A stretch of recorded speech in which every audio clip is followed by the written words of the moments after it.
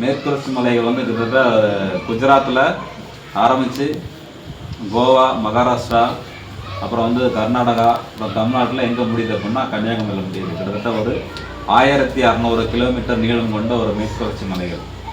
அந்த மேற்குத்தொடர்ச்சி மலைகள் நமக்கு என்ன பாடம் கற்று தருது, அப்புறம் அந்த புவியியலுக்கு ஒரு மிகப்பெரிய அரணாக எப்படி இருக்கு, 100% விலங்குகளும் தாவரங்களும் உள்ள இந்த பூமியில் இருக்கும். அதில் ஒரு 30% இந்த மேற்குத்தொடர்ச்சி மலைகளில் காணப்படுது. இந்த மேற்குத்தொடர்ச்சி மலைகளை ஒவ்வொரு மாநிலமும் ஒவ்வொரு பேர் வச்சு சொல்லுவாங்க. இப்போ நம்ம தமிழ்நாட்டை பொறுத்தவரை என்ன பண்ணுவோம், நீலகிரி மலைகள்னு சொல்லுவோம். கேரளாவை சார்ந்த மாநிலங்கள் என்ன சொல்லுவோம் அப்படின்னா மலபார் மலைகள்னு சொல்லுவாங்க.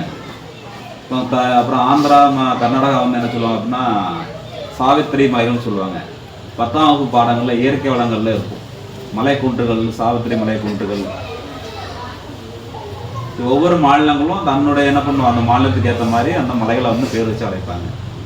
அப்புறம் வந்து யுனெஸ்கோன்னு சொல்லி ஒன்று உண்டு. அதாவது அமெரிக்காவை மையமாக கொண்ட ஒரு நிறுவனம் மீன்ஸ் என்ன அப்படின்னா வந்து அது என்னெல்லாம் பண்ணும், ஒரு கலாச்சார ரீதியான ஒரு அங்கீகாரம் கொடுக்கும். அந்த அடிப்படையில் மேற்குத்தொடர்ச்சி மலைகளுக்கு என்ன பண்ணாங்க அப்படின்னா பல்லுயிர் வளங்கள் மிக்க ஒரு மலை அப்படின்னு சொல்லி என்ன பண்ணுறாங்கன்னா அறிவிக்கிறாங்க.